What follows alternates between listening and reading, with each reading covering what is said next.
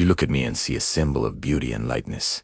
You draw me on greeting cards and dresses. You consider me a delicate, fragile flower with wings. You think my life is a carefree dance under the sun. You are so terribly wrong. You know nothing about what I've been through. My life as a butterfly is just the finale. I am a survivor of the most brutal biological meat grinder.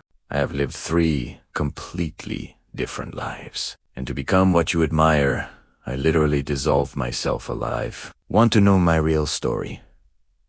Let's start from the very beginning. Birth.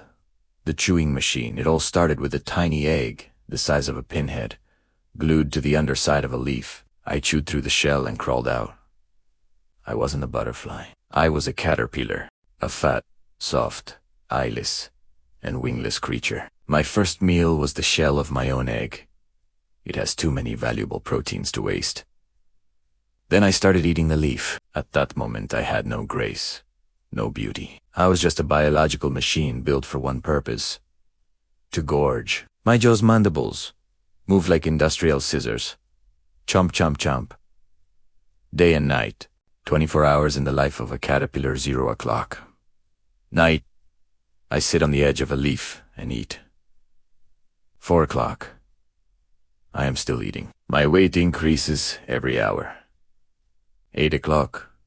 The sun rises. Birds wake up. I freeze. My coloring blends with the leaf. I pretend to be a twig. 12 o'clock. If I am a poisonous caterpillar, I don't need to hide. I am bright, hairy. My hairs are filled with toxins. Touch me, and you'll get a chemical burn. I keep eating. 16 o'clock. My skin starts bursting at the seams. I've outgrown it. 18 o'clock. Molting. I shed my old skin like a tight suit. I crawled out in a new, soft skin. I wait an hour for it to harden. 19 o'clock. I eat my old skin and start eating the leaf. Again, 22 o'clock. It's dark. It's safe. The eating speed increases. In a couple of weeks, I increase my size 3,000 times over. If a human baby grew that fast in 2 weeks, it would weigh as much as an adult elephant. Pupa. Dissolution and death. When I've eaten enough, I know, it's time. I find a safe branch. I spin a silk pad and hang upside down. My skin bursts one last time, revealing a hard shell, a chrysalis or pupa. On the outside, it looks like I'm just sleeping. But inside, a horror movie is happening. I am not growing wings. My body secretes enzymes that literally digest me alive. My muscles, my organs, my brain, all of it disintegrates. I turn into a liquid, nutritious, genetic soup. Of the old me, only tiny clusters of cells remain. Imaginal discs. It is from this soup, from this slime, that I rebuild myself. New legs, a new brain, new eyes, and wings. I survived my own dissolution. Waking up in vision, wake up. I'm awake. Where am I? I break through the pupa shell. Light hits my eyes. My new body is wet. My wings are crumpled like wet paper. I cling to the empty shell and start pumping hemolymph, my blood, into the veins on my wings. They expand. They are huge. I wait a few hours for them to dry and harden in the sun. How do I see this world now? Brighter than you can imagine. You have 3 types of color receptors in your eyes. I have 15. I see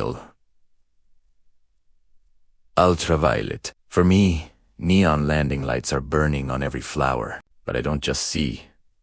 I taste the world with my feet. My feet are 200 times more sensitive than your tongue. 24 hours in the life of a butterfly. 5 o'clock. Dawn. I hang under a leaf, clinging with my feet. I am paralyzed by the cold. My wings are folded. Las 7. The sun's rays touch me. I open my wings. They work like solar panels. Absorb heat. Las 8:30, my flight muscles have warmed up to 30 degrees Celsius. The engine is started. I take off. 9 o'clock. First flight. My target is nectar. I land on a flower. My long proboscis unrolls like a spring. 11 o'clock.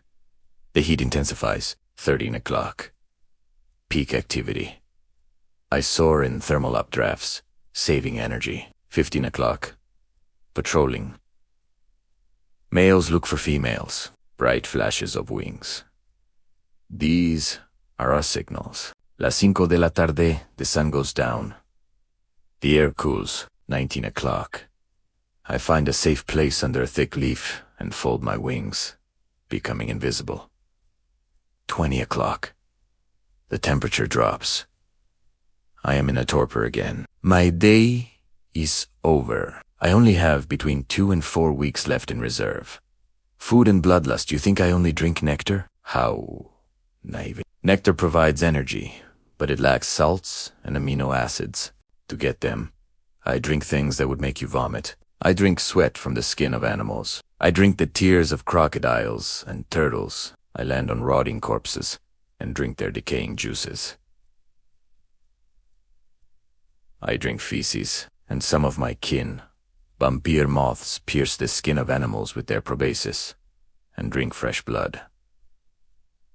Beauty requires sacrifice, memory, and identity crisis. I have a brain the size of a pinhead, but I use the sun and the Earth's magnetic field as a compass. And now for the scariest part. You ask, do I remember that I was a caterpillar? Who am I now? Imagine if a human went through my process. You lie in a sarcophagus. Your body secretes acid, and you melt. Your brain, your memories, yourself. Everything turns into a puddle of goo. And then from this goo, an eagle is assembled, for example, or a tiger. Would this tiger remember that he was a human named John? No. The tiger would be absolutely certain he was born a tiger. To him, humans are just other creatures. That's how a caterpillar is to me. Someone else. A stranger. Bird food. My past identity is gone. My former brain physically ceased to exist.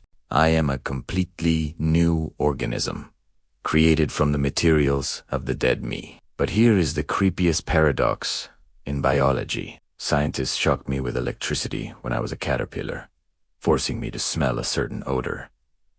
Then I became soup. Then I became a butterfly with a completely new brain. And when they gave me the butterfly, this smell, I flew away in a panic. I don't know that I was a caterpillar. I don't remember the lab. I am not self-aware, but I remember the fear. My memory survived the complete physical destruction of my brain. It was preserved at the cellular level in that very goo and written into my new neurons. My biological material killed me, erased my identity, created a new perfect image, but passed my traumas on to me. Winter and the Great Migration, yes. Most butterflies live a couple of weeks, but not monarch butterflies. They live up to 9 months.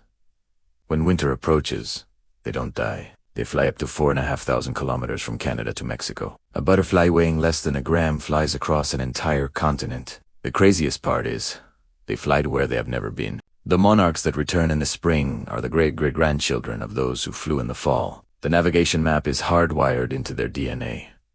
The meaning of life, my life as a butterfly, is just a short, bright finale. My goal is to find a partner, lay eggs, and die. Once the mission is accomplished, my wings will fade and break. I will fall to the ground and become food for the ants. But in this brief moment, between the chrysalis and death, I am the most perfect flying creature on Earth. Author's note: butterflies and moths, Lepidoptera, are an order of insects with complete metamorphosis. Their life cycle consists of 4 stages: egg, larva, caterpillar, pupa, and imago, adult butterfly. Answers to the most incredible questions about butterflies and caterpillars. Is it true that a caterpillar completely dissolves in the chrysalis? Yes, this process is called histolysis. Inside the cocoon, the caterpillar's body is broken down by enzymes into a protein liquid. Only small groups of cells remain, the imaginal discs.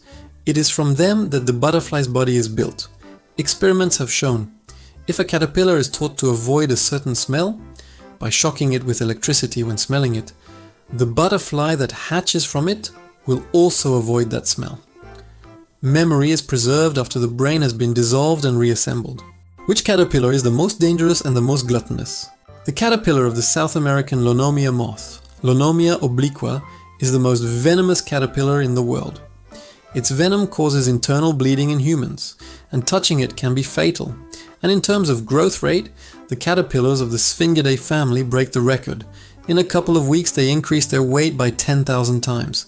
Is it true that butterflies drink blood in tails? Absolutely. This phenomenon is called mud puddling. Males of many species and some females vitally need sodium and amino acids, which are absent in floral nectar. Therefore, they land on feces, mud and rotting corpses. Many species drink the tears of caimans and turtles. And vampire moths, Calyptra, from Siberia and Asia pierce the skin of mammals with their modified proboscis and suck blood. Is it true that butterflies have flown in space? Yes. In 2009, Painted Lady, Vanessa Cardui, and monarch caterpillars were sent to the International Space Station, ISS. The experiment was a success. The caterpillars, despite the lack of gravity, were able to spin cocoons. The butterflies successfully hatched in zero gravity. However, it was difficult for them to fly. They mostly tumbled in the air. What is the largest butterfly in the world? The largest diurnal butterfly is Queen Alexandra's birdwing, Ornithoptera alexandrae. Its wingspan reaches 28 centimeters, the size of a dinner plate. And the largest nocturnal moth is the white witch, Thysania agrippina, with a wingspan of up to 30 centimeters. How long do butterflies live? Ordinary diurnal butterflies, imagos, live on average from 2 to 4 weeks. Some tropical species, e.g. heliconians, can live up to 9 months, as they are able to digest pollen, obtaining additional proteins. Monarch butterflies participating in the fall migration also live up to 9 months to have time to fly to Mexico and overwinter. Can you keep butterflies as pets? Yes, it's a popular hobby. You can buy special butterfly farms, kits where you receive live pupae of tropical species. You can watch the hatching process right on your desk and then feed the butterflies with orange slices. How high can butterflies fly? Some species are true mountaineers. The record holders are Apollo butterflies, which live and fly in the Himalayas at an altitude of up to 6,000 meters, about 19,700 feet above sea level, where the air is extremely thin, and most insects would simply not survive.